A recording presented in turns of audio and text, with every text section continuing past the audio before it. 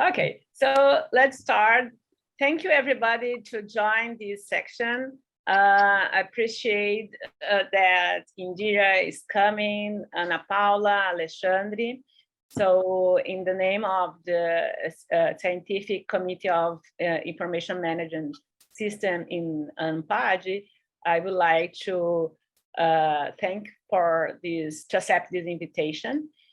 And well, the purpose of this panel is to bring some insights and discussion about internationalization in information management system. And so we decided to invite people from different backgrounds in South America, in Latin America, sorry. Then we can exchange some ideas, insights, and see how the process of internationalization and interdisciplinarity in our area. So we invite Indira, that is the Indira Guzman, that she's in Computer Information System Department and College of Business Administration in California State Polytechnic University. And in LA, in Los Angeles, California. So, and we also invite Paula Tavares, that she's PhD student at FGV and EBAPE. And also she's now taking part of her PhD course in the Department of Informatics at University of Oslo in Norway. So, and also Alexandre Graeml, that's from the University Technology Federal of Paraná. I'm sorry that I think I translate. Oh, it's good enough. I never know the name of it in English anyway. Yeah. So, but Alexandre Graeml is me, Marianne Macadar from COPEAD, Federal University of Rio de Janeiro. So we decided to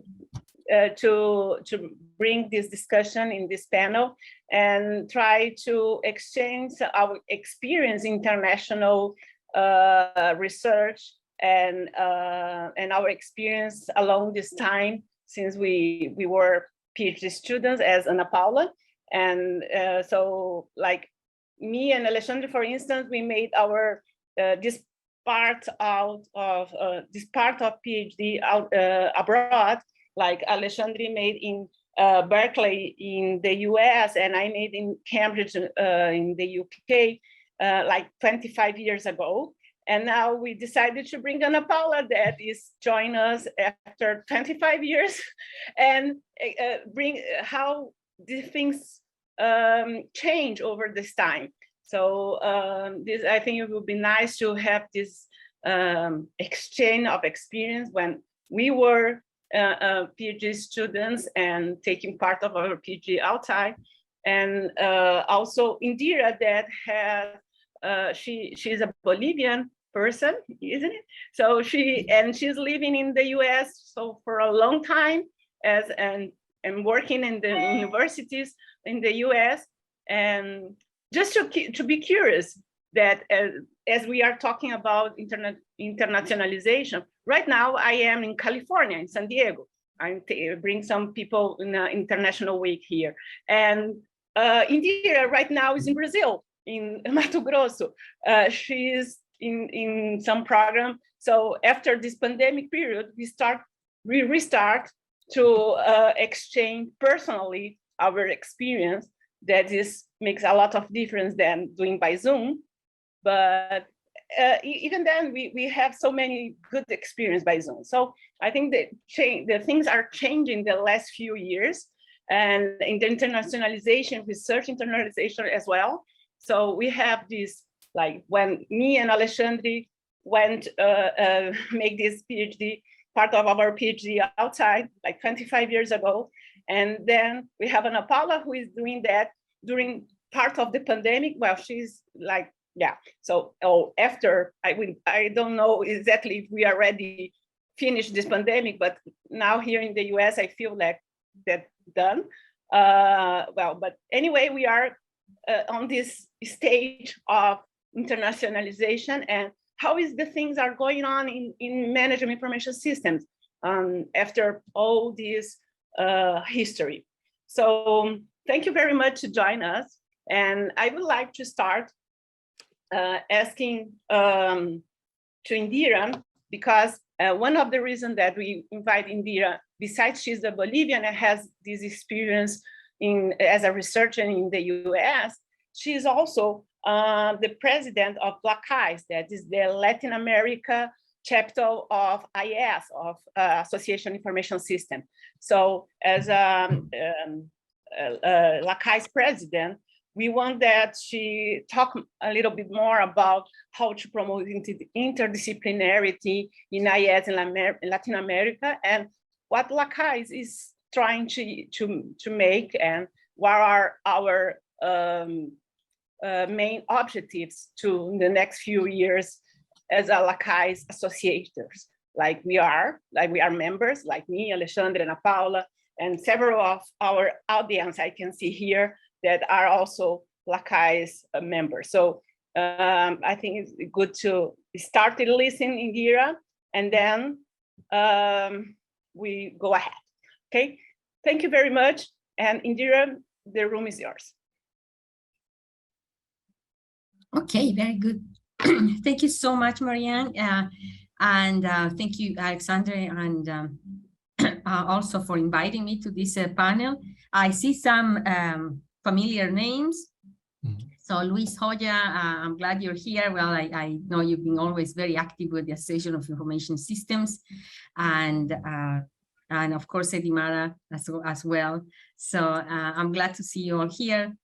And thank you again for organizing this panel. Just discussing this topic is great, and I'm very happy to see a good number of people joining. So getting input is always good, and using also this opportunity to promote our group. The Latin American chapter of the Association of Information System is not new anymore. It has more than 10 years already, I mean, since we started, and it is really a great group to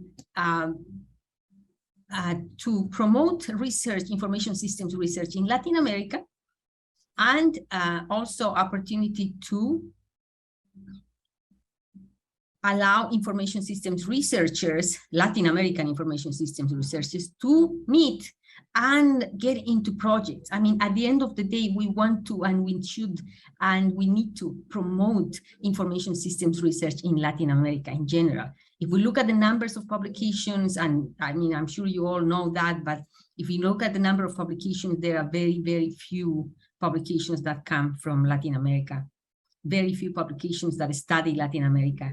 And then, of course, there are some, I am saying in the top journals, it's very nice to see the presence from Brazil. I'm always amazed. I mean, now this is my first time visiting Brazil, and it's lovely. I mean, I'm just loving it. I just had lunch. It was amazing, very nice. But in terms of Brazil at least has some more presence in the literature. But the other countries in Spanish, there's even less presence in the literature. So there is always a problem, right? And in these times like this, when we talk more about diversity and inclusion in the entire world, this is, I think, a good timing for all of us. Even though we started with this group a long time ago, we have more opportunity now to promote our group, in the sense that we want to promote collaboration about amongst all of us, and to get more research and look for more quality in research, more rigor in research, but in general, more quantity of research, right? So it's this whole collaboration has to have an outcome, a result, a purpose. And I think the purpose is to promote research. That's what we are, researchers. Understand the things that are happening in the Latin American context with the Latin American people, using the rigor from academic research, developing theories. I mean, there are so many theories, so much research that sometimes applies to the Latin American context and Latin American people. Sometimes it doesn't, because we have some uniquenesses in our context, in our people, from our culture, that are not documented. Sometimes we know it's kind of there, but it's not documented. And that's what research does, allows that, you know, using scientific methods to then document and then keep track of it, and then promote recommendations for practice, and create theories, explain reality in writing. And that's what we hope, with this, this concept of internationalization as well as multidisciplinary. Now, I also want to emphasize the role of technology. I think we are in a very important position here. We are all information systems researchers in colleges of business. I mean, that's what I think we are, right, in this group in College of Business. And in the College of Business, we have that perspective that we are looking at the organizational aspect, right, the business, the different companies, but we're looking at the impact of technology in the organizational and societal context. But we see how technology can make changes. Technology can change cities, like, Marianne, I know you do research in smart cities. I mean, technology can make a big difference. And the fact that we went through COVID, I mean, COVID was difficult for everybody, it still is. But at the same time, due to COVID and thanks to technology, so I'm going to bring up again, thanks to technology, things can change.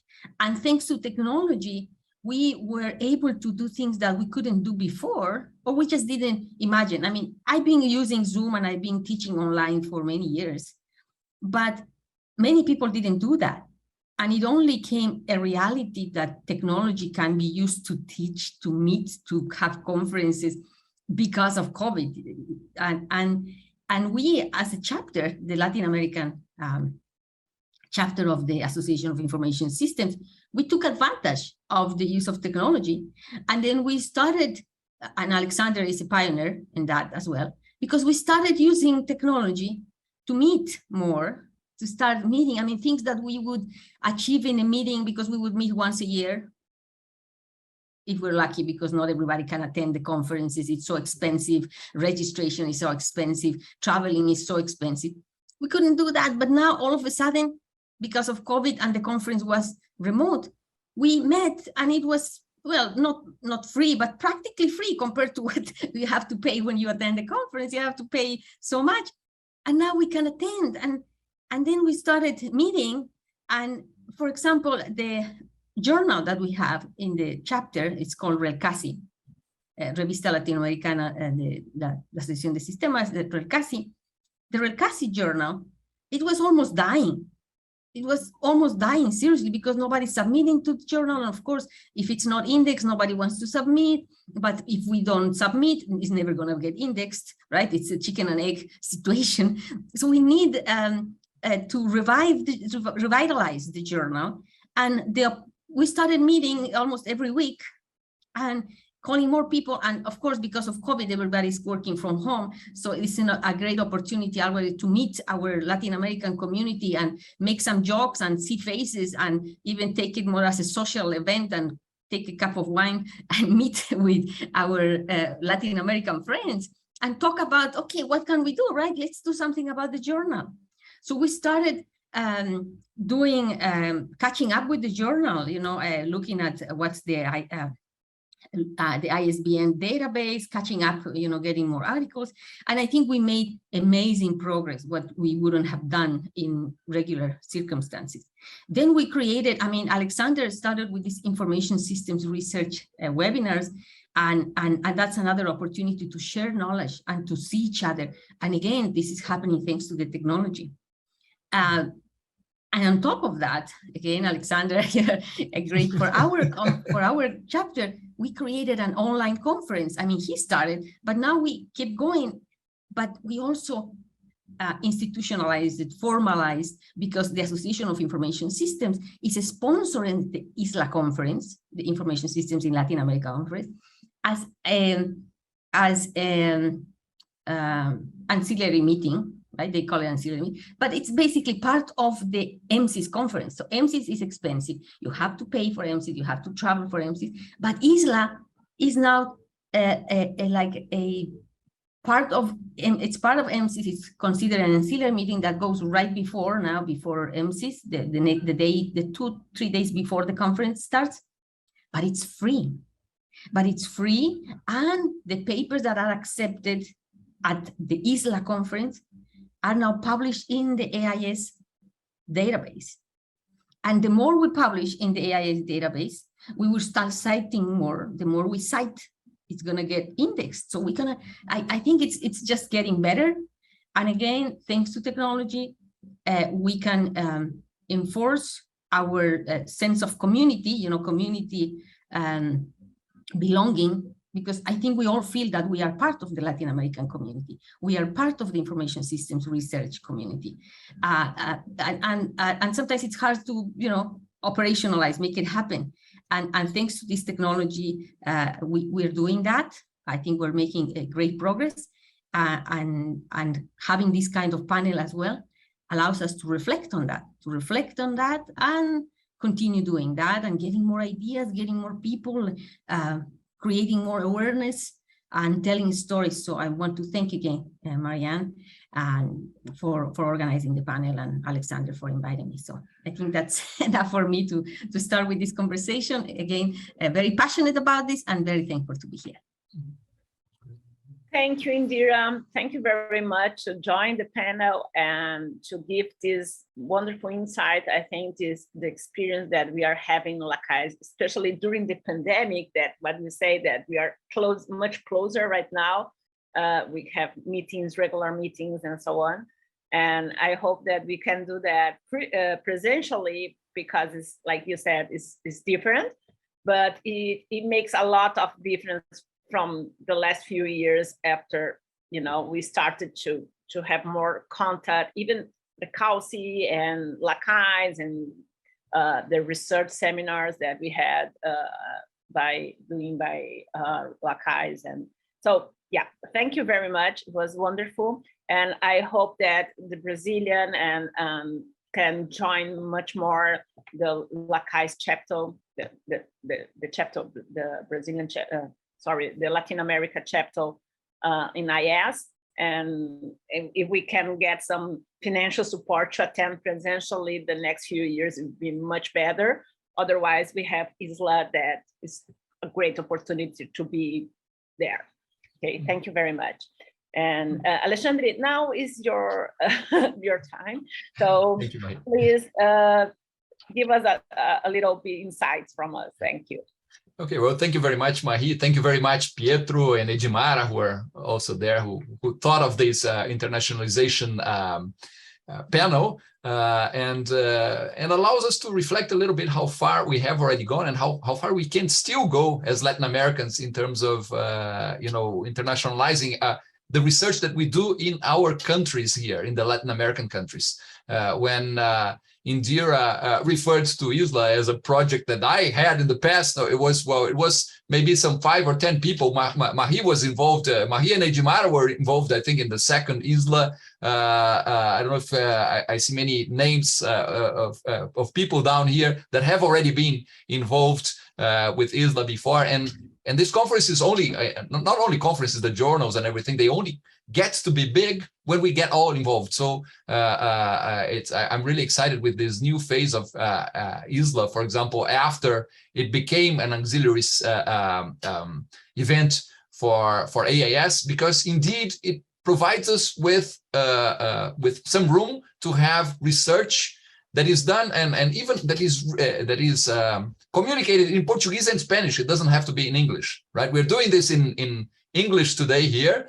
And I think that's part of what we'll probably be doing in our internationalization. Our schools will start to teach more courses in English so that it makes it easier for us to publish in English in the future. But one of the things that I think is that maybe in 5 or 10 years from now, we may be able to publish in our own language, because Google or whatever other technology will do the trick. MIS Quarterly will have to accept papers in Portuguese, and simply someone will press a button and it will be converted into English, Polish, Russian, whatever language the reader reads.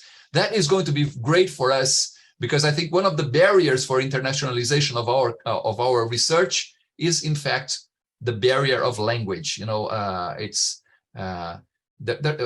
It's interesting because more recently we have heard a lot from researchers in the US and in Europe that are concerned about the way science was colonized, was also part of their imperial imposition to other parts of the world.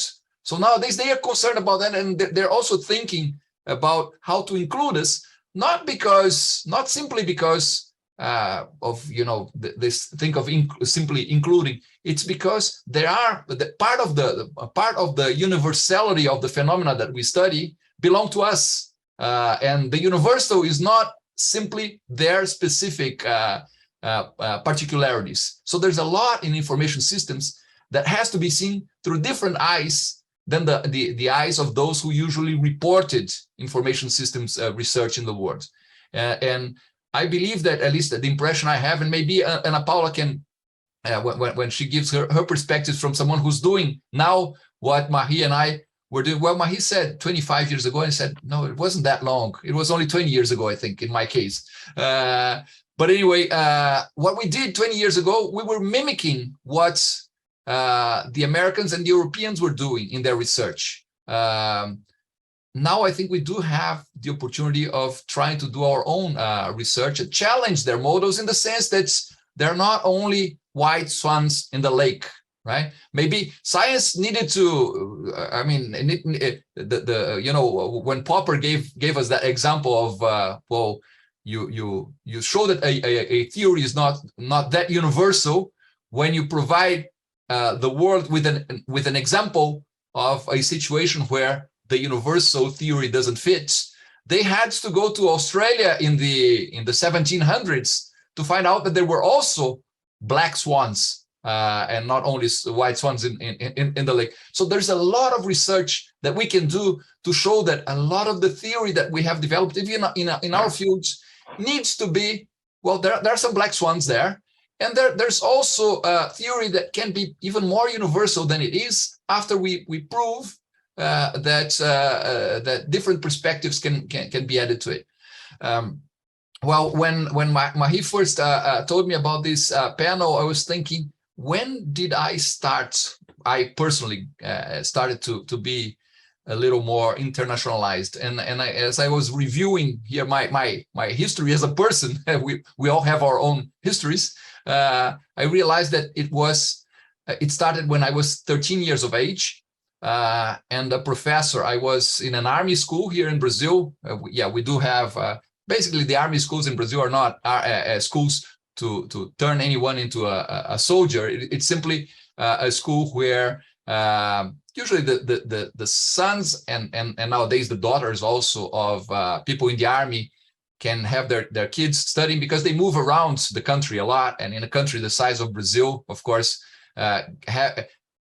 being able to send their kids to a school that is exactly the same standard as the school that they were attending before makes it easy. So that was the reason for that kind of school. But anyway, I studied in an army school, and I had this colonel when I was 13 years of age telling us that we had to learn English. And I remember that I challenged that. And I said, there's no, I live in Brazil. We are too far away from all these places where they speak these other languages. But of course, I was a good student, and I decided to start learning that simply because I liked, and I think as most people in this room here, right, we are people that like learning. And so I started learning. And 3 years after that, I had already developed an edge with respect to some of my classmates. And then another professor, actually another teacher in high school then, told me, Alex, there's this program here that you can go in an exchange as an exchange student and spend a year doing a high school program abroad. Well, I went there and I checked that there were several places in the world that accepted Brazilian students. One of them was Australia. I thought, well, this is a place I will never have a chance of visiting again in my life, right? So I thought there's going to be a chance maybe in the future to go to the United States or to Europe. They were closer to us. I'm talking about 1983 or so. So I thought, well, Australia is definitely a place that I'll never have a chance to visit again. So that's going to be my choice. Well, when I went to an interview at the Australian embassy, they told me I was the second Brazilian high school student going to that country. That's some 40 years ago, but it only shows us how the world has shrunk, right? Nowadays, I mean, I live in an apartment building where there are only 9 apartments. And I know that there's a kid from another story here who's in Australia right now doing his high school studies. Going to Australia today is probably easier than going to the beach. And I live some 100 kilometers from the beach here in Curitiba. By the way, I think I'm the only one, when you were talking about the internationalization today and having Indira in Cuiabá right now, and Marianne close to where Indira lives and everything. I said I'm the only one who have the privilege to talk from home and maybe from not more than 10 kilometers from the place where I was born right now. So the world has shrunk. Peter Drucker told us once that the railway had made mankind have that feeling that we had dominated distance. Our electronic technologies made us feel that we eliminated distance. We eliminated distance in our minds, and that means that it's not only possible, but it's the only way to go. Internationalization, because it's not even a matter of being international any longer. It's just a matter of being human. We interact with the neighbors in our own apartment building less often, possibly, than we interact with people elsewhere in the world. So this is the reflection that I think we have to do here, and I think that we have to think that if the world is starting to get more interested in our stories, we have to tell them. At this stage, possibly still in English, which is a barrier. I think in a few years from now, even using our own languages, which will make it even more important. But the important thing is that internationalization will mean discussing our local issues and seeing how the local fits the general. And those are my original thoughts, or the beginning of the thoughts for this conversation here. But just to say that I'm sure that Ana Paula is not the first Brazilian to go and study in Norway. But at the same time, I'm sure that the fact that many others have done that before provides her with let's say, a much more solid basis on which to start her own journey from there. All right, and that's it, Marie, for now. Yeah, thank you, Alexandre. That's good insights. And well, now is my turn to bring some insights to the group. And I was thinking what you are saying, and I will do something like, I will talk something why I am here right now. So from my history, so much of you already know, but I was born in Uruguay. So this brings me something like internationalization since I am 4 years old, because I live in Brazil since I am 4 years old. So since I realized that I am a person, I speak 2 languages. And this gives me a lot of difference. And I just realized that when I started to study starting my PhD course in São Paulo with Nicolau, Professor Nicolau, that much of you already know, probably. And I would say that he's the one who gave me this, I didn't realize that until there. He said, I remember the other day that he said, okay, so you're going to be, it will be very easy for you to have these Latin America connections. And I say, okay, for me, it's like I was, for me, it was easy because I traveled to Uruguay, Argentina many times in my life. So yeah, so I realized that in that moment that the words were huge. Even I know before, of course, and then I say, okay, so I need to do something else, like to have international connections in other countries besides Latin America, because Latin America is like easy for me because, you know, the language and so on. So I had to improve my English in that moment. And so he opened the doors to go to Cambridge University in the UK. And I would say that in that moment, I started to realize what is electronic government. That was something that was quite new in that moment, like in 2000. And I have to remind that also Luis Joia, that is in this room right now, and Nicolau were the professors in Brazil that opened the doors for internationalization, especially in electronic government. So I appreciate a lot if we have right now. In fact, one thing that we didn't say here is that this LACAIS chapter that Indira was talking about and that I mentioned here, Luis Joia was one of the founders years ago. Yeah, sure. So thank you, Luis Joia, to do that, because if we are here, is one of the reasons is from you. So thank you. And well, in that moment, so electronic government was something that were quite new. And I started to understand what are the dimensions of that, information technology for developing. And then this experience abroad gave me this open the network on this area.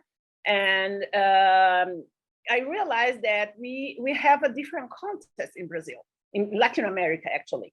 And this different context is quite interesting for European and from American, for Asian people, from everybody around the world. So I think that moment I realized that we have so many interesting things going on here in Brazil. I am not here in Brazil right now, but in Brazil, in the sense of electronic government and what we were doing in practice in government. And we have so much to say, but I remember that Jeff Walsham told me that you have so many things going on in Brazil, and you have to write that in journals and say what you are doing. And I say, well, let's try. However, one of the reasons that I realized that so many of us couldn't do that, and from our students as well, is because of the language. The reason that Alexandre already mentioned, the English is not so easy to write from Brazilian. So, and this was one of the barriers. But as optimistic point of view that Alexandre brings, that Google will do everything for us in the future, I would say that, well, the things are changing right now. So, but I think it's interesting to have an idea how the things change in the last few years, because, well, if we don't have anymore this challenge of the language, or like the barriers of the language is decreasing, we have other things that is not something easy to deal, is that the interdisciplinarity point of view. So many times we have facing, like, we are right now, for instance, we are working with computer science people and also management information system people, and we have different points of view when we are working, like to bring what are our focus, what are our research area. And many times, and it's not easy to balance the different understanding of meanings and focus.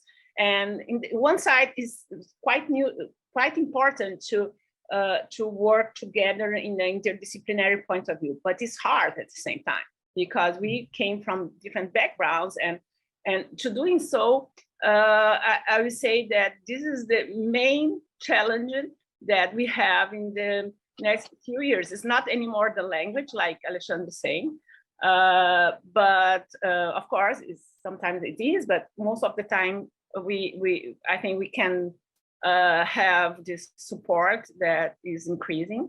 But something that we need to be aware is that our different backgrounds many times bring some barriers that we should be open to work with them.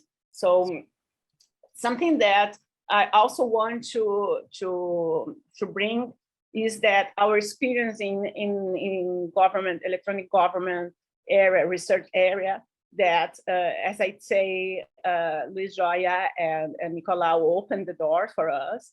And now I have, for instance, just an examples for like Gabriela and Luisa that many of you already know. They were our students, me and Dimare students, and they are now abroad. Like Luisa is studying in Estonia, her PhD. He already made her master in Europe, and Gabriela is one of the very a researcher in Austria, in DUC. So at DUC, so we have this history that we made from the last few years.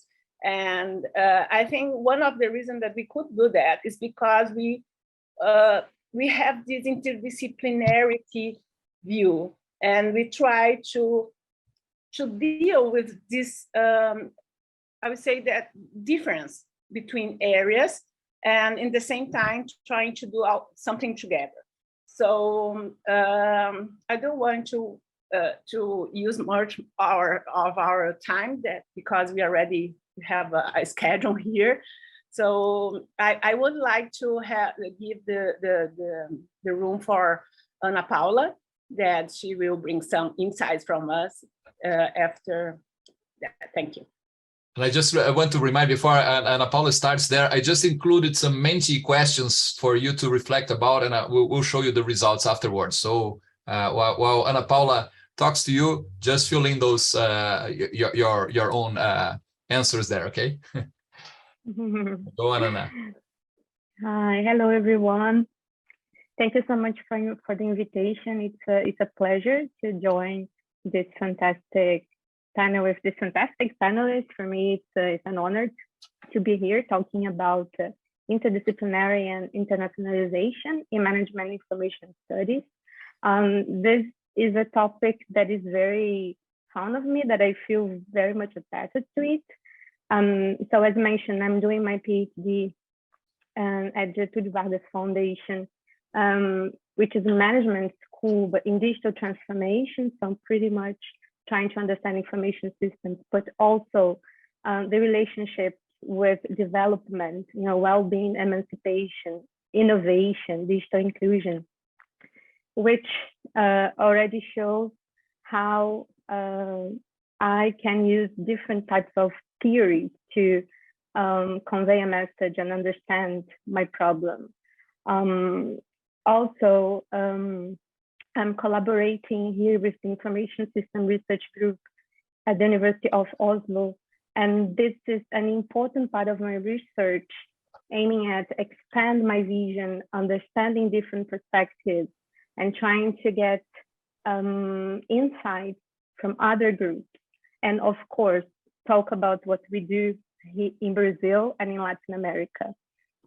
So when when the group asked me to talk about my experience living abroad and doing my research at the University of Oslo in Norway, I thought that I could spend an hour talking about the subject. I'm really passionate about it, as all of the panelists, but I would try to be very straightforward and talk about why I decided to do it, why I think it's relevant, not only to students, but also researchers, and where we can go from it. How can we, as a community, can work together to promote this kind of activities, make other students go abroad. I have a few Brazilian friends abroad, but I still feel we have so much potential in Latin America. I wish I could see more people from Latin America around, not only doing research in Europe, US, or Asia, but talking about what we do in Latin America. So, well, why I wanted to do this and how I managed to get here. So as I said, internationalization, interdisciplinary has always been part of my life. I did my master's in France, so it's not my first experience abroad. But the first thing that I did was to choose a supervisor that could guide me throughout this process. And this is the reason why I have Professor Luis Joya as my supervisor, and it's key. So if you are a student or if you are a professor, it's really important that you talk about your experiences, that you also express your willingness to do it, because it doesn't come doesn't fall from the sky. You need to work hard. And when I mean work hard, means really get your credit, show that you are a trustworthy person, that your other researchers can recommend you, because it's all about trust the community, and and that you can stick to the plan and go and do what you have to do. So some of the challenges that I've been facing, of course, is related to scholarship funding.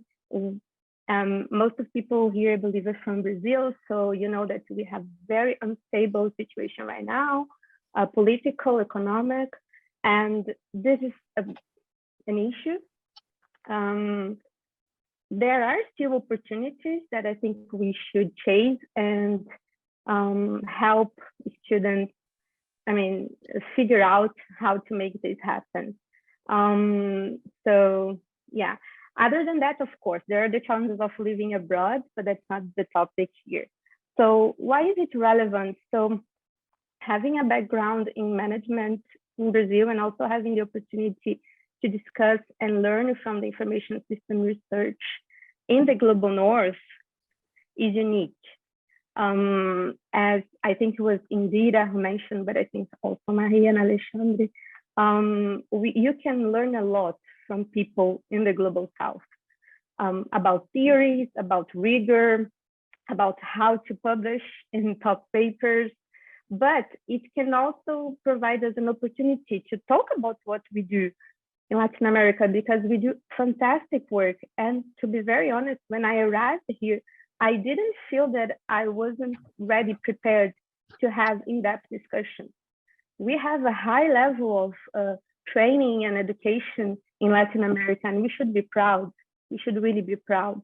I see that many researchers from Africa, they don't feel that they are the same level, despite the fact that I also believe they are.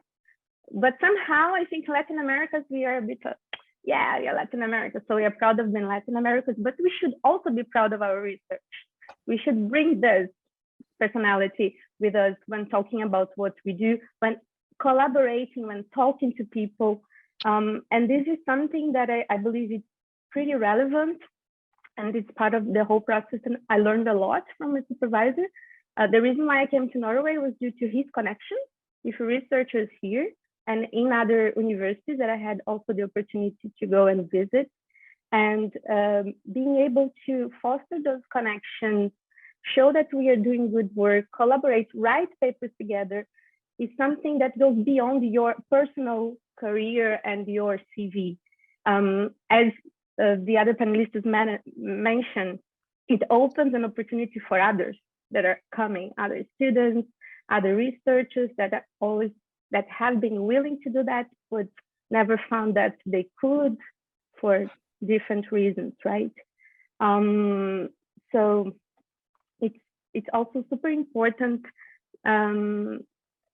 to be resilient, in the sense that things not always work the way you want, and it's part of the job, and we should really work together as a community to share experiences. I feel that we lack this kind of panel that we are having here today. I never had the opportunity to join a panel like this before. All that I knew was based on my conversations with colleagues and talks with my supervisors, but never really had this opportunity. So I really appreciate, and I thank you so much for not only for have a voice to talk about my experience, my impressions, and also share what my colleagues think. It's not just me talking here, I'm representing a group, but also have the opportunity to exchange. And I really hope that we will have great discussions. So yeah, this takes me to the third part that I wanted to talk about. So what did I learn, or what am I learning from this experience? So as I mentioned, the possibility to develop an international career, it's gold. It's really nice. We know that in Latin America, unfortunately, universities, I mean, the market doesn't value our work as researchers, and they see that in other parts of the world, people value. I also believe that we should advertise more what we do in the Global South. As I mentioned again, I think we do a great job. And when I present my work and I mention other researchers from Brazil, people really recognize and they like what we do. So we should definitely do more. I also believe that something that is extremely valuable that I take from this experience is the opportunity to publish papers, to connect with other researchers, to collaborate. And yeah, at the end of the day, it's all about the people we meet and the connections that we develop, right? So having wonderful mentors also and supervisors to guide me throughout the process been really amazing. This PhD journey and also being a researcher, I believe so, and professor sometimes can be very lonely. You can be very on your own. And I do believe that the experience to go abroad, to spend some time at other universities can really expand your vision. And at least from my perspective, it's shown me a different way to do my research, to look at my research problems, to look at what's going on in Brazil. And yeah, it's extremely valuable. So yeah, to finish, I just wanted to cite a quote that came to my mind from a professor at EBAPE that said, when reading the text, it's important to read the context. And I believe that to read the context, we should get out of our comfort zone. And I believe that as students and also researchers and professors here from Global South, we have this mission of asserting ourselves, you know, in a different way in the production of knowledge, show other people what we are doing, show potential researchers and students that we can together. So this is it. Thank you. Great, Ana Paula, wonderful insights, and I love to hear you. That I think, yeah, we are very proud of you. Okay, so yeah, I like you too. Yeah. No, I just wanted to say that I already have some results from, you know, we were doing the Menti questions here with people. I think a lot of people have already answered some of our questions there. In fact, we included 2 questions, and then we included a second set of 2 questions, and there will be a third one still later on. But this may give us some food for thought here. I just want to show what the results that we have so far. Yeah. You know, I forgot the way I used to do during the pandemic, so you'll have to excuse me. The way I'll show this is just changing my camera here to this, and you'll probably have to pin me to see it larger. But notice that when we ask people about who publishes most of the research in information systems in the world. Of course, this is our perception. If we went there and checked, it could be a little different. But anyway, see that we don't see Latin America there. We don't see Africa there. We don't see parts of the world that definitely have the same problems of having to deal with information than others have, or at least have their own problems. And they're not represented here. So this is a challenge for us. But notice, China has done something about it. At least we perceived it as so. And I think it definitely happens, right? I mean, we see each time more Chinese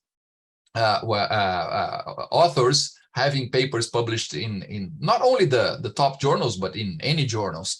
And also notice that when we asked you about the perception you have about how similar our reality context is to that of those who are producing that research, many of you say well, we're not a large group here, but anyway, and in fact, there's a lot of people who should participate. I mean, we only had 6 responses here. We're some 20 something people in the room, right? But anyway, very different, somewhat different, or somewhat similar. No one told us that our environment was exactly similar to that usually appears in the results of the research that is done worldwide. So that could be seen as a huge problem for us, but at the same time, I think we could see it as a huge opportunity, right? We acknowledge that we have different, and notice we're not talking about here. In fact, the first time I discussed this with Indira, Marie, and Anna, we had written, how similar do you think their research reality or the research context is? That's already a huge problem, right? In other areas, and mainly in the global north, they have much more money, much more resources to develop their research.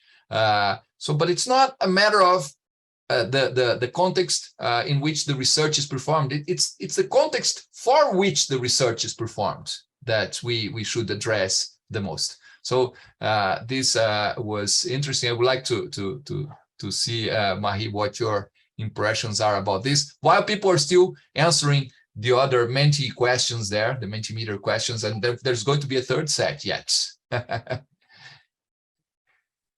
Okay, I think that we can open for, from people who are present, because many of them didn't use the Menti, so perhaps some of them want to just mention something. So Edmara is her hand. Please go ahead, Edmara. Hello, good afternoon. Welcome, Indira and Ana Paula, and hello, Marie and Alexandre. Indira and Ana Paula, at the beginning of the session, my mic and my camera I was not able to activate, so I am sorry I was not here to say hello at the beginning. Marie is here representing the division, but was just to say hello.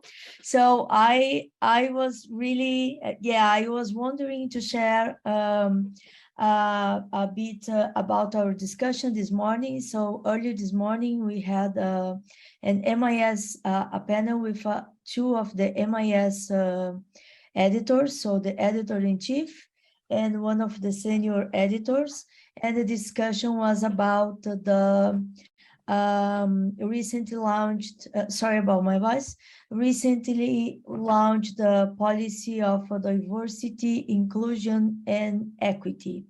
And so it was a very nice discussion. A few colleagues that are here were there also, so you can help me with a few facts if you are curious about the, I'm not able to, Alexandre, I will send to you. I don't have a profile that allow me to send. I will send to you. Let me see if I am able to do that. And maybe if there's anyone from ANPAD there that could open that. Oh, I mean, we know everyone who's in this room. There's no one who's going to Zoom bomb us here. Please, the monitor. No, I think we have to in Portuguese. Augusto, você pode liberar a Edmara para projetar, para compartilhar a tela? Não, só para colar no chat. Colar no chat, então. E talvez liberar todo mundo. Because I mean, we know everyone. I know that all these names here, there's no Zoom bomber here, if anyone is concerned about that. Augusto, se tu puder liberar para que todo mundo use o chat, por favor, seria bom. Já está tudo liberado para todas as pessoas. Muito obrigado. Só não foi da liberação de compartilhamento de tela. O restante das funções estão liberadas. Ótimo, obrigada. Muito obrigada. Let me see if I am able now. If not, something with me. Let me see. Okay, now I can. So if you want to be aware of this new policy, is on this link in the chat. So we were discussing exactly like that. And Alexandre, one of your questions was the same we were discussing. So about the relevance and about the factors that hinder or facilitate the participation of Latin American researchers. So they are really trying to get a more open MIS quarterly. I am not here to spread their message. It's just contextualizing because of my comment. And so the idea of being part of local events is to call the community to submit and discuss a few mechanisms. So, okay, now what I want to say that is relevant for our panel and that you mentioned, Alexandre, several times. So I think one of the reasons is that the Global North considers the global, the world, and that we are something punctual, even with the size of Brazil. So one of the discussions were, why, if one of us submit a paper with a survey in Brazil, the paper is rejected, and the reason is that it's not a globally relevant sample of respondents. But we see in the same journal, lots of paper just US sample. So one of my comments was if they were trying to, I think inclusion is a twofold word. Yeah, I want to be part of some community, not just to be included. Because if I am part of the community, the way I do my research, of course, following the regular procedures, following ethical procedures, so doing a good research, that I don't need to change myself to a Global North researcher to have my paper approved. Mm-hmm. So this to be is really being included, not just someone from Brazil or from Latin America, you can publish from time to time a paper, we are going to allow this. And my sentence was, I don't want to feel that I am daring to submitting a paper to a journal like that. So I am part of a community or I am not. So yeah, summarizing, I think is the point of view. Not all of the Global North researchers perceive the global South or the global part of the world as as real, as a valuable part of the world. And so I think it's take time. We need to change the view. But and I think we can do that. I think we are daring a lot, us Latin Americans.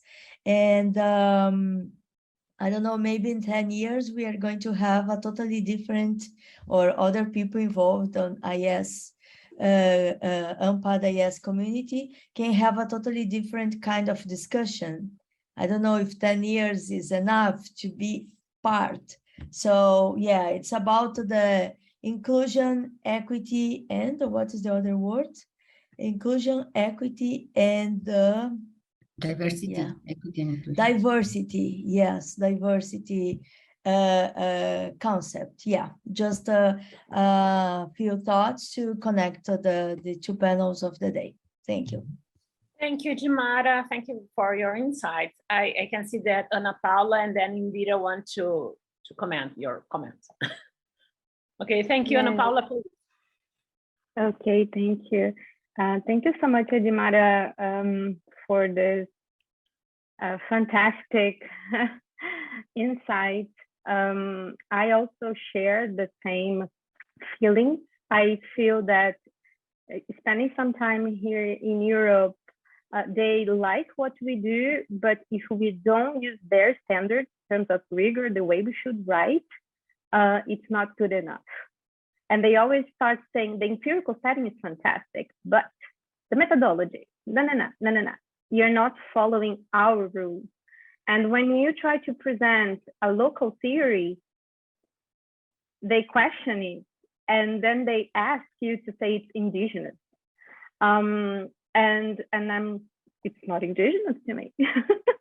Why should I use it? Because it's the way to frame. So I totally agree with you. I think it's a long-term process. I don't believe you're going to solve this problem in the next couple of years. I hope that we'll have you, Edmara, talking more with these people and all of you talking to them every day. So maybe one day things will change, but we need people from Latin America in the board of these journals, of these communities, of these conferences.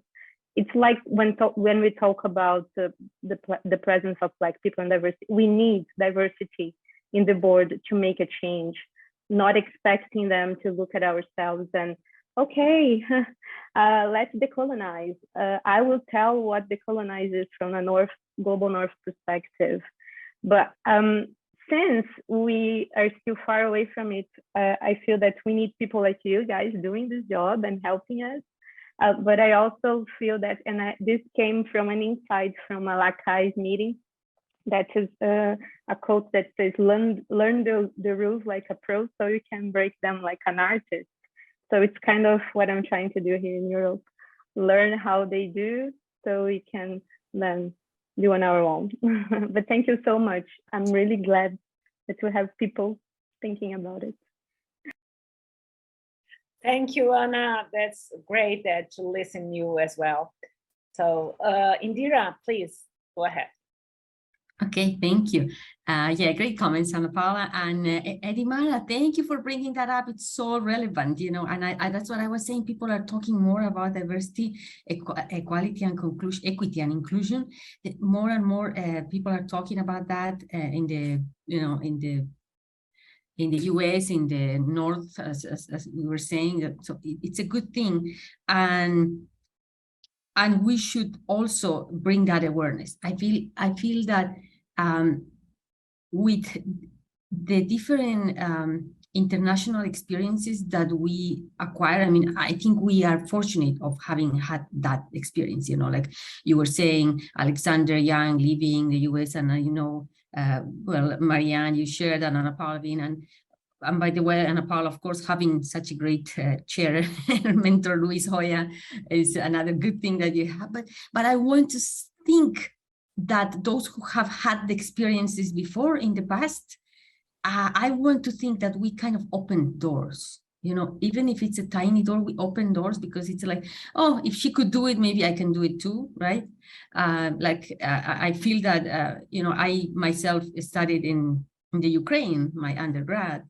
And then, you know, I lived there 6 years, and then I went back to Bolivia. I'm originally from Bolivia, and then living in the US more than 20 years now. But you see, I was always exposed to different cultures. Even when I was in school, my teachers were all from Spain. It was a Catholic all-girls school, and they were from Spain. I remember that, you know, the way they used to talk. But I think I was fortunate to get respect. I respect other cultures. And that's what I wish others would do too, you know, it's respect the cultures. And I am very fascinated every time I meet people from other countries, the food, the way do things, it's just fascinating. I love the whole culture concept, but also meeting people from other countries, I respect their cultures. It's just, we are not the same, you know, we have different approaches, and we have to learn how to respect other cultures and promote that respect among other people. And I remember I did a research in Bolivia, and I presented at a conference. And one of the top researchers, I'm just going to give you a clue, I'm not going to say who he is, but one of the researchers who was one of our guests, Alexander, one of the guests in our, he destroyed my research. Very simple, very in a simple word. Because he said, who cares about Bolivia? He really just said that during the discussion after my presentation. You know, it's like, why should we care? Why should we care? And I was like, now what? Why should we care? Yeah, you know, because the first reaction you have is because it's my country, because I love my country. You know, like it's the kind of thing. It's like, obviously it's because it's my country. But that I realized that wasn't obvious to him. You know. It's not obvious because some people have that narrow mind. It's narrow mind, you know. It's like my country, my you see the people, and then you look at statistics, and of course you want the numbers. And of course Bolivia is a tiny country, right? Like if you go statistic, why should we care? So ever since that presentation, it was many years ago, so it was even more difficult. But I'm very happy now that we talk more about those concepts, but going back to what Ana Paula says, learn the methods and learn how to explain that. And now I feel that, oh my gosh, why couldn't I speak more? Why it's important. But at that moment, I just felt that I can't continue with that research. Like, there's no way I'm going to publish, and that I'm just wasting my time. But again, I want to look at the positive side, and I think now there are more opportunities and more that can happen, and that we should be able to publish and make our point to diversity. If we don't have, and I like the international organizations also that are highlighting the importance of having diverse views, because then if you don't have the diverse views, even things that you produce are going to work only for that population. And you even are going to get less acceptance from other people because you don't have that point of view. So it's important to promote that respect and keep trying, but keep trying with rigor, right? What you Ana Paula is saying. So just sharing that. Thank you. Thank you, Indira. Very nice. I think this is the key word, respect. I love this word. Thank you to bring it for us. Alexandre, yeah. Okay, well, I don't want to be naive and think that when the global north starts talking about decolonizing, they're doing that out of a self-reflection and understanding that they've done something evil, or right. It's not that. I mean, we've seen that happening in marketing as well. Marketing, when marketing gets inclusive, it's not because it's respecting the differences, at least from my opinion. It's simply because they see that there are more people, there are more consumers that they can address with their products. They can sell more if they're more diverse. Simply, well, they're not they're more diverse. They want to include, but they want to include as consumers, not necessarily as citizens. Of course, we want to be included as citizens as well. Many of you know it. I was the editor of a journal that died, a Brazilian journal that died, simply because our community was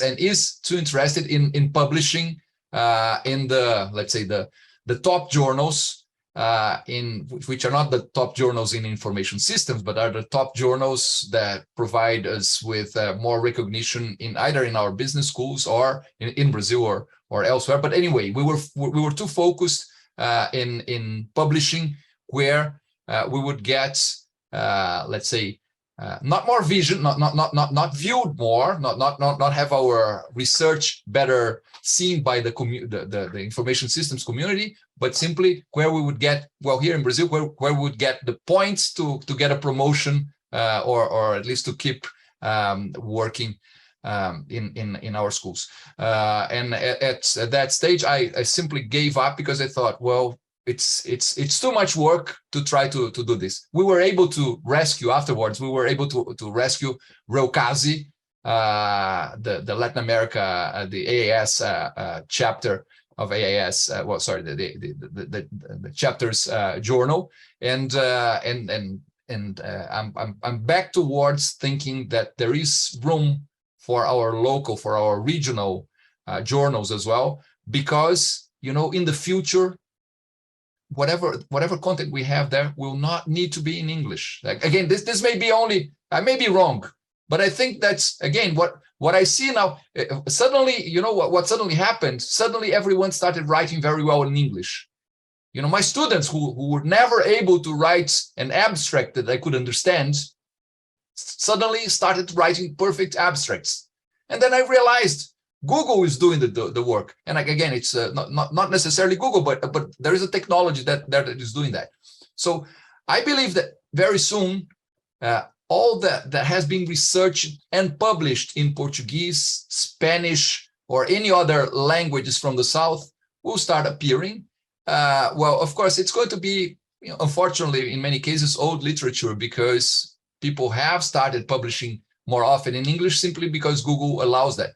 But that will be there as well, and we will start seeing that there were a lot of citations. well, at least in countries that have such large research communities as Brazil, for example, right? So we will start seeing Brazilians having large citation numbers, which was never the case because we were not there publishing in the. But anyway, I don't want to be naive here and think that the decolonization process is something altruistic. But at the same time, I have to admit that it is happening, right? A few years ago, we would not consider, you know, people like, well, for example, like me, who have, let's say, well, who has most of of the research that I published written in Portuguese, being invited to be a senior editor for example, Information Systems Journal. I'm a senior editor for Information Systems Journal now, right? So that means I'm a gatekeeper to say what is accepted there and what isn't. So the same way as Edmar was talking to MIS Quarterly people, and they were saying, well, they're changing. Others are changing simply because they have to include us, right? And this inclusion may be for, I don't know, it may be just a what they call a positive, how do you call our policies in Portuguese? We say cotas, right? In English, I think it's positive action. No, Indira, help me with that. When you want to enforce the minorities, affirmative actions, right? It may be that they have a senior editor for an affirmative action, but well, I'm there, right? And I can advocate, and I'm sure I'm not the only one there. I know that Luis Joia is the editor and a senior editor for several important journals as well. It's people that are there and that know our, you know, the research that is done down here as well. So it's not, again, it's not a matter of putting ourselves in a situation of, we definitely do have less resources. We still have a lot that we need to learn. But again, we need to learn if we want to replicate what they're doing up there in the north. But do we really need to replicate that or not? I think that maybe, if not for other reasons, at least for affirmative actions at the beginning, we can be more, as Ana Paula said, a little more artistic, not in the way of, you know, trying to revolutionize things, but at least writing about our context, what is important to us, and why their white swan theories do not necessarily match other problems in other ways, showing how theory that is there is short-sighted in solving problems that they claim to be universal. At least we'll show that it's not as universal as possible. Don't want to be a rebel here, but I'm just saying that there's a lot of opportunity for us to engage in showing that there is more information systems research to be done than simply following what is written in the books, in the traditional ones. Yeah, thank you, Alexandre. One of my comments was very quickly is that it's not only the language that we are, okay, we can improve it, but I think that we are doing a very good methodology. We are using a very good methodology research. So it's not only the language, but also we have to be in mind that we have to be very careful on methodology and this kind of thing. Even like Ana Paula said, that we are creating or doing something new, but that makes sense. That makes like something that we can convince others that is a good methodology coming from Brazil, from South America, from Global South, whatever. So this is not only a language issue, but also that we are bringing different methodologies that are coming from the South. So that's also just to add something that Alexandre said. Mm-hmm. So Edmara, please. Yeah, first of all, Indira was very touching your comments. And I can see that even in a bigger country as Brazil, and even if you do national surveys, sometimes we have our papers denied, saying that is not representing anything. Okay, it's more gentle than that. It's a long sentence, but it's saying that you are not representing anything. And the discussion this morning was really interesting. So, of course, things are changing. Exactly at this moment, we are in this panel. There is another panel on EnANPAD called Sustainability and Decolonization. It's a pity that's exactly the same time. And the central theme of the EnANPAD is tackling grand society challenges, a role for management, managers, and organizations. So I think, as you said, Ana Paula, this is one of our roles. We need to be committed with this. We need to discuss this with our students in our classes, in all the conferences we go. So in the morning was these two senior editors, so the editor-in-chief of MIS Quarterly and the senior editor, and Marley Possebon, that is Brazilian but lives in Canada, Eduardo Diniz, that's a Brazilian and work in Brazil, and myself mediating.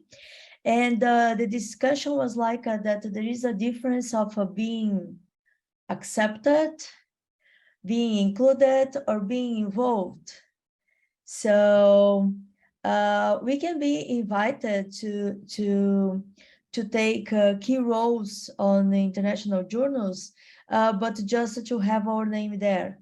I know that's not your case, Alexandre. It's not because of this I am mentioning. But this is a very... It may be the case. No, it's it not. May be the case. For sure it's not. But even if it is an affirmative action, is this the name in English? Affirmative action, yeah. We need to take this opportunity, because one that is there in some journal can insert or include or involve. I still don't know exactly which is better. I am thinking the others. So every opportunity we take, we need to be there and do the good job. We know we do a good job. And so I think it's an opening movement, and even opening movements that started just because an affirmative action, they can start to be bigger. I think it's the first time we were discussing this in a panel on EnANPAD. And of course, Marie and Pietro, we already have 1 year of our term. So for sure, we need to continue next year. And for the ones that are going to succeed us, I think we need to suggest, please maintain this subject. We need to find a way to call attention that what we do is not minor, that is still relevant. No. It's not still relevant. Control Z is relevant. Is our reality. We are half or more of the globe. So maybe on this calling for action, what we can do in the courses we are taking, not just to tell our students. I tell my students all the time to do that. Please, when you are preparing a paper to submit an international journal, don't write as a Brazilian. And so this is crazy, because you are Brazilian. My students have scholarships from the Brazilian government. We have a project funded by Brazilian government or state government. But if not, we are not going to succeed. So we need to try a few more years, Alexandre, on doing that. I'm not sure that we are going to be good citations writing Portuguese. I hope so. But we need to increase this discussion, this movement, what kind of actions we could do, we are able to do to say, hello, we are here.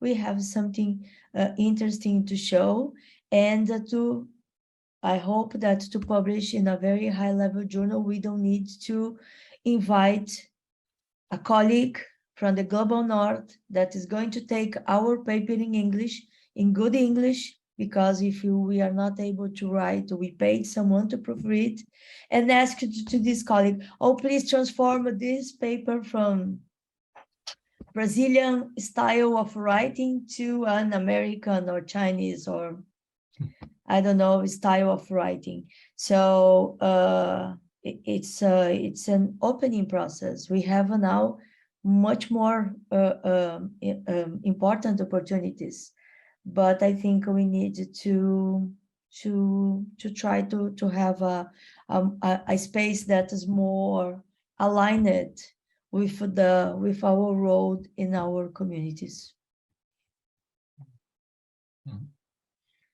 Great, Jumara, thank you for this insight. I think it's quite important what you are saying. Pietro. So hello, it's very good to be here. I agree with you. We have to do more things and highlight what is important here in Brazil. And I agree with Marie. It's about our methodology. Sometimes, mainly in quantitative words, I don't know, like I can say, but we use the Brazilian way and try to contact a lot of people, and we don't use some database or something that we saw in a lot of papers. They have this, but I think is related with our culture. So we ask to some friends and try to open in some space, and sometimes we miss something in this process, and our methodology could be not weak or weaker than the others, but I think some fragilities in this process. And I agree with Professor Indira that sometimes we have to defend our country. Why is Brazil? Brazil because this and have this difference. We don't see this in other papers and other works. They don't have to defend why in US, for example. So why this is important I face this a lot of times. I have to create a very good to have to justify this, a long justification to why in Brazil, why it's Brazilian managers or why, and they accept if we create a very good justification why we choose this country, and we didn't see this in other cultures and other countries. So, but I will have to think or maybe to think what is the problem. And sometimes I saw this methodology. Sometimes we try a lot of things and send a lot of emails and messages. I remember in my PhD, I was blocked in LinkedIn because I sent a lot of contacts, solicitation. And after I finished my PhD, they asked me, "You don't do this anymore?" No, I don't. And they agree and liberate my access again. So because I was in the final of my PhD and I need more data and trying a lot of things and not working I start to participate groups in LinkedIn and send a lot of message, and they block and ask me to don't do this anymore. And we saw in a lot of papers, and they in US and Europe, a lot of countries, they have this database and a lot of structure to do this. And here in Brazil, the other problem, we don't have access to a lot of journals. We use sometimes other ways to get our papers, but it's not the easy, or try to have to send message for a lot of people. And I remember in Canada is really different. The library is huge and have access to a lot of things, but here we face this problem too. So thank you. Thank you, Pietro. And before giving the place to Ana, I just want to remember that Alexandre just posed another and the last one Menti questions. So please, while we are talking here, follow that so we can continue. Thank you. Ana, please. Oh, thank you so much, Mai, and thank you guys. Very thought-provoking insights and conversation. I just wanted to add that I believe that this exchange and connections with Global North are extremely important, in the sense that it's not about we first. No, it's about making sure that we have a symmetrical, not asymmetrical relation of power in the way they see us in terms of identity, and they respect what we do, not as Pietro mentioned, why Brazil and not why England or US. But if you're asking why Brazil, we should ask themselves as well, why you're doing, and they should accept as well. But I also believe that there is a value in exchange and talking about our research and learning from them. Looking at the positive side, being here gives me an opportunity to see the problems with a different perspective. And they ask interesting questions if they are really interested in understanding your problem and helping you develop your research and your critical thinking. There are very interesting groups of people who think differently. We can't put everybody in the same plate either. Otherwise, we would not be correct in the way we look and judge at these people. Of course, people in power, they're trying to change, but it's a matter of changing the mentality. And we will only be able to change the mentality if we speak up, as Edimara mentioned, if we talk to our students, to students abroad, to invite them to come here, come see our reality, come do research with us. So I believe that we can benefit a lot from these interactions, rather than saying you, us, and now we are getting up and we are going to compete. Yes, hope it makes sense. Thank you. So I think, Edimara, please. Yeah, you are going to kick me out of the panel because I am with my raising so many times. But I am really involved in this discussion now. So many, Ana Paula, I was thinking that when someone happens with us, part is because someone is doing this with us, and part is because we accept. So why we don't start including comments like that when you are reviewing a paper from the Global North? Please justify better your sample just inside US. So why you are accepting to explain, to try our best to convince them that in our case, Brazil is reasonable as a sample, and why when you are reviewing, you just accept there are 3 lines of methodology and saying, oh, we applied a survey for 242 respondents from US, and that's it. We need to start this discussion, not as a revenge, but to call attention. Maybe this is not, as you mentioned, Paula, this is not, and you also, Alexandre, all of you, they are not going to discuss this because necessarily they think that is valuable. So we can start doing that on conferences and on papers. We can do this. Please justify better your sample just on UK or US or Australia or wherever it is. And this is going to help us to feel that that we are like at the same level, that if we don't publish in the top journals yet, is because we have less resources, including less time and less money. And yeah, but maybe can be a good exercise, so we can change our view, as Carolina mentioned. Carolina, I was really, I was ready to include your comment and my previous comment, and so I totally forgot. So, but as you mentioned, it's is a viewing change. They need to perceive ourselves, ours as Latin Americans, for our quality, for the quality we have and what you can contribute, but also reflect that there are other ways to apply, not just other fields, but other ontologies. We do research in a different way. So yeah, maybe we can start doing that. Thank you, Jumara. It's a good exercise. I'm sorry. Sorry.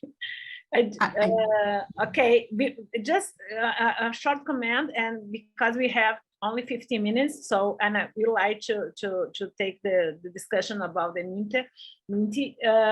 Before, I think there is something that somebody mentioned, that just not only as a review, as a researcher solus, we should also do this work together by institutionalizing things like LACAIS, like to be border of international journals. Somebody said that. So I think there is a set of things that we should do, and together. It's not only one thing or another thing, or a group of things.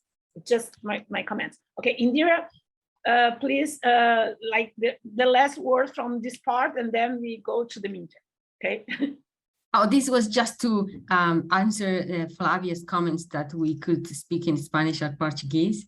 I just want to say that right now in the meeting that I have for the research project that we have here in Cueva, we are speaking anything, and I think, yeah, probably we could have said at the very beginning, ask, comment, in any language, anytime, right? I think we should just be open to that, especially in our community. And in the meetings that we have with Alexandre, with LACAIS, we already do that. If you don't feel comfortable, let's just speak up. And right now, again, in our meetings, anybody speaks in whatever they want. And whatever. Spanish, English, or Portuguese. Yeah. Yeah. Thank you, Indira. That will be nice. Next time we will start in Portuñol or whatever, and then we continue what everybody's feel comfortable. And of course, it would still be considered a panel in internationalization, right? Even more, because we would be doing it in several languages. Yeah. Okay. Alexandre, please take the. No, just okay. I'll just get into the answers people gave to our Menti survey there.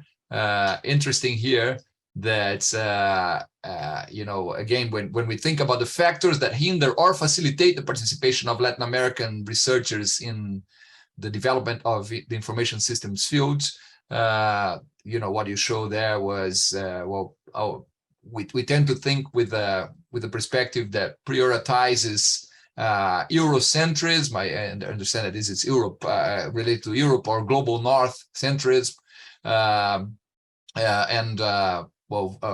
vision that they are global. And I think that whoever wrote that is thinking that, whatever is developed by those who, let's say, who run the party is seen as general, and whatever others do seems to be particular to Bolivia or Brazil or whatever. And I think there's a lot of room now for us to show that the particular is either part of the universal, or the universal is not universal. And in any way, we're challenging what's been done before, right?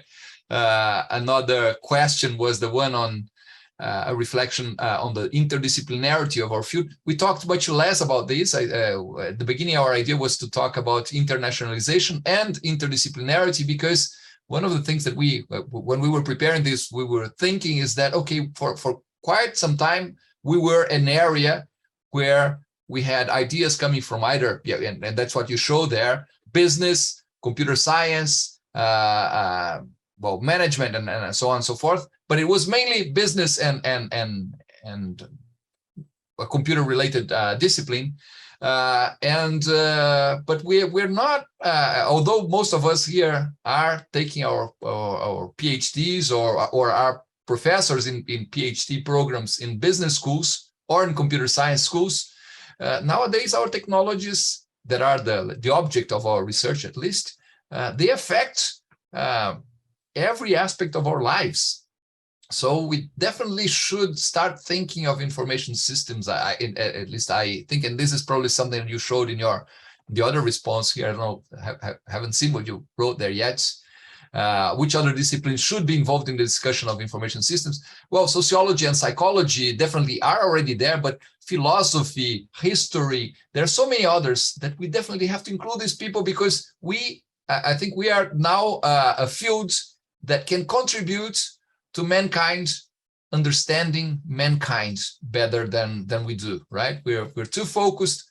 That's my impression. I would like to know what the other panelists think about this, but I think that we as a field are still too focused on entertaining ourselves with the gadgets that the computer industry provides us with, or the information technology provides us with, but many times we don't criticize some of that as just gadgets that get to be more important as means than the ends that they were there supposedly to help us solving, right? So I myself think that one thing that we'll also have to do as a field of study in the future is become a little closer to philosophy or some other area that starts pointing to the ends and not only to the means. We're too focused. Of course, the object of our study has always been the means, but the means affect so much our lives that we have to think, how does that, what should be our mission as professors, not only researchers, but also educators in a world that is being changed so radically by the technology. We study, we have an edge, we have an advantage there. We have been studying this for much longer than the rest of society. So I believe that we have this advantage of being ahead in terms of being able to study this, but we have to start studying it. But that's my take to that. Okay, Alexandre, thank you. Just a little mention that I have experience right now with a student, and she's from a history background, and is amazing, because something that I learned from her is that they thought that management is something that's so close that they cannot come, like they will not accept somebody from history, for instance. So, and when I realized we have so much in common, we can work too much together. That's what we are doing in a project with museums and so on. And another moment I can talk about that. We don't have so much time, but it's just to let you know that this experience, like in the last few, like 12 months or something like this, brings me an opportunity to see things that I seen before. So, and one of the reasons that she said, I never thought that somebody in the business will accept me. And I say, why not? Because you are just looking for revenues and money and this kind of thing. Her stereotyped that management is only financial or something like this. So, and so we also like looked from others that we are only, we have this stereotype. As we are already stereotypy others, they also stereotype us. And we have to realize what kind of stereotypizing we are looking for, looks like, and try to change. It's not easy. But I think it's something that I learned in the last few months, and then well, it's just to bring this experience to you, and that's it. Okay, we have 5 minutes, so I think that we can open for Ana Paula, Indira, and Alexandre. Alexandre already made, so you don't have any more time. And then we open for just to. But I have an announcement. Okay, go ahead. Oh, you want the announcement? No, it's only to remind everyone that next year we'll have AMSIS, the Americas Conference on Information Systems, happening in Panama, so in Latin America. At least it gives those who, I always tell the North Americans that we have additional challenges. To go to a conference in the United States, we first have to do another international trip to go from, I don't know, from Manaus to São Paulo to get a visa or something. So we need no visas. That's a good excuse to stay, and that makes the trip to Panama a little cheaper. And in addition to that, hopefully, if everything goes right, in 2027, the Americas Conference on Information Systems is going to happen in Brazil. There's been some strong negotiations towards that. Wow. It will probably be, and we have Gilberto Pérez here with us. It's probably going to be at Mackenzie if everything goes right. It's Great. Great news. Alexandre? Yeah. Go just ahead. to add that we have a non-stop flight from Porto Alegre to Ciudad de Panama. Yeah. And so probably So we'll all go visit you first and then go from there. Exactly. It's 7 hours. I just took this flight. I was in Colombia last week.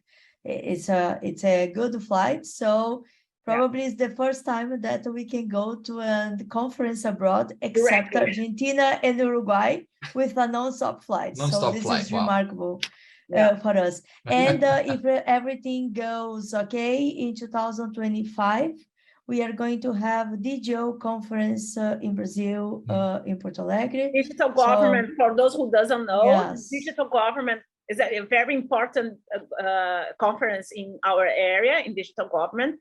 So it always goes well. So we are planning to host. And then we'll have a lot of Panamanians coming back. Probably. So yeah, and I don't know if somebody has anything else to add, but I know that Edmara, do you want to share the MOOCs that I think it's going very nice, you know, that MOOCs that you worked in. Oh yeah, thank you. So if you can put that here in the chat, we have 2 minutes, so I don't know if somebody wants to add something else. And it was an amazing panel here. I really glad that we have this even online. I hope that next year we can do that presentially, because nobody else wants Zoom meeting for a good time. Yeah, depending on the situation, it's good, but I think the conference is already. Yeah, it's good to have the conference presentially. So if we can return on that, so yeah, that's it. So yeah, somebody else want, I don't know, Alexandre, Indira, just 2 minutes that we can close. I just want to thank everyone for being here. I mean, it's a great audience, great discussion, and just remind everyone to please participate in the LACAIS activities. We have the information systems research seminars, and preparing for MCIS 2023 in Panama, and also ISLA 2023. So there are, and of course, please use RELCASI, cite RELCASI, ask your students to read the papers, download them, and cite them. That's how it's going to grow. Thank you, everyone. Thank you. Yes, thank you so much. Thank you so much for the great opportunity to share the screen with you, and hope to meet you soon. Thank you, people. So see you soon presentially. So we can. Are we taking the picture, the traditional picture? Oh yeah, please. I already took a few. I learned from Cristiano here. Cristiano takes pictures all the time. Yeah, I took a few. But but do you see their opening cameras? That means if anyone else wants to open their camera, don't be shy. Except those that are still in pajamas, but at 3 o'clock, 3:30 in the afternoon, nobody's wearing pajamas any longer, right? Okay, smile. Great. So Mahi, just to invite everyone to join. So now we are having 3 presentation paper sessions, and on the next days we are going to have an interdivisional panel on the artificial intelligence, prejudice on algorithms, and it's something that we have been studying for many years, adoption and use of technology. So we dare to include in the title how we learn on, I don't know, 50 or 70 years of digital transformation. So it was exactly that you mentioned, Alexandre. We have been studying on the use of technology, and also a panel on project management on Thursday, I think, and our division meeting and the opening of the best papers on Friday. That's great, people. Nice to see you, and thank you, everyone. See you on. Bye. Bye. Thank you. Bye. Thank you. Bye.